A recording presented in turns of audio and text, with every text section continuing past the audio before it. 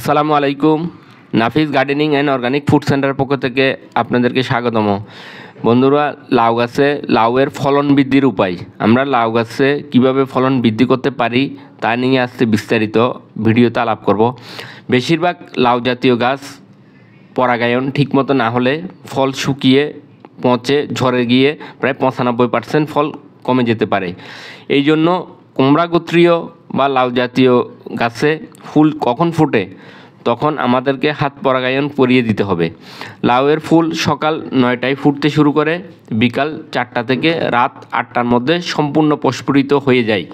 লাউয়ের ফুল ফোটার পর পরাগধানী অল্প সময়ের জন্য খোলা থাকে, ফলে লাউয়ের পরাগায়ন বিকাল 4টা থেকে সন্ধ্যা 7টার মধ্যে করতে হবে।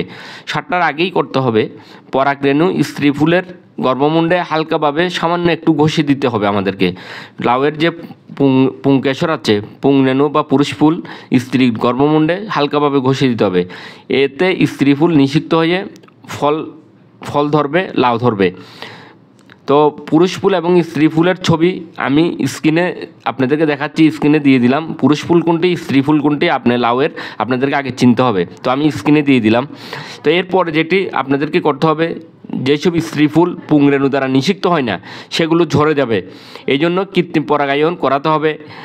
আপনারা যারা কমার্শিয়ালি করেন তাদের তো আর আপনার হাত পরাগায়ন সম্ভব নয়। কমার্শিয়ালি করলে ব্যাপক ফুল আসে, তো তখন ইনশাল্লাহ মৌমাছি কীটপতঙ্গ বন্ধু কীটপতঙ্গ যাতে আসে সেই ব্যবস্থা করতে হবে। এরপরে ঝরে পড়লে আমাদেরকে গাছের গোড়ায় নিয়মিত পানি দিতে হবে। গাছের গোড়া আমাদেরকে নিয়মিত পানি দিতে হবে।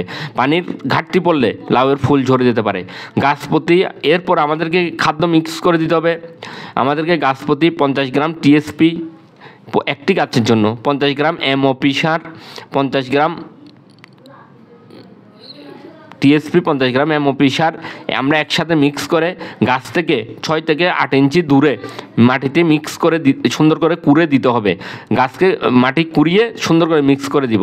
এরপরে আমাদেরকে যেটি করতে হবে, কচি লাউ পচে যাওয়ার কারণ হচ্ছে ফ্রুট ফ্লাই পোকা। এটি আমাদেরকে মারাত্মক সমস্যা সৃষ্টি করে, কচি লাউয়ের ক্ষত বা পতন সৃষ্টি করে।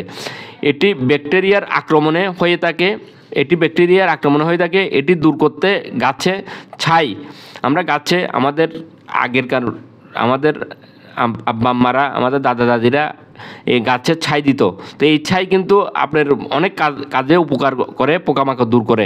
তো বন্ধুরা, আমরা অনেকে হয়তো ছাই পাবো না, রান্নাঘরের ছাই অনেকে এখন বর্তমানে অনেক পাওয়া যায় না। তো ছাই যদি আমরা না পাই, আমাদেরকে রাসায়নিক ছত্রাকনাশক কীটনাশকের দিকে নজর দিতে হবে। এই ক্ষেত্রে আমরা রাসায়নিক হিসেবে ডায়াজিনন বা ডাইমেক্রন দিতে পারি। আপনারা ডাইজিনন এবং ডাইমেক্রন এই সমস্ত গ্রুপের ওষুধ দিতে পারেন।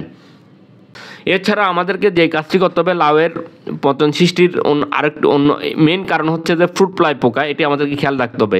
এরপর বীজের অঙ্কুর উদ্গমের পর প্রধান শাখাটির 10-12 পাতা যখন আমাদেরকে খেয়াল রাখতে হবে, লাউয়ের বীজ চারা গাছ যখন বড় হবে তখন প্রধান শাখাটি লাউয়ের যখন 10 থেকে 12 হাত লম্বা হবে, 10 থেকে 12টি পাতা গজাবে, তখন অগ্রভাগ ছাঁটাই করে দিতে হবে, অর্থাৎ আগাটা প্রুনিং করে দিতে হবে। এরপর প্রধান শাখা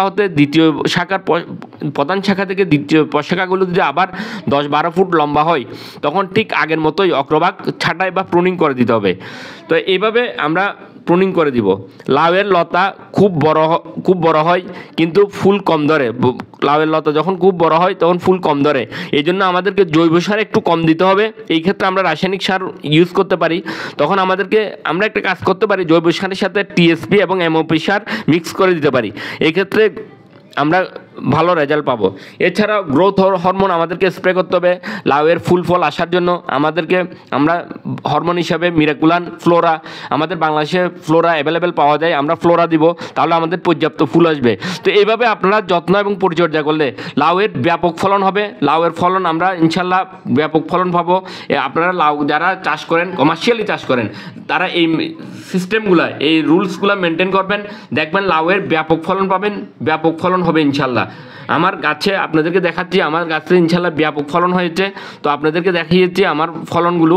তো আমার উঠান বাগানের, আঙ্গিনা বাগানের ফলনগুলো আপনাদেরকে দেখিয়েছি।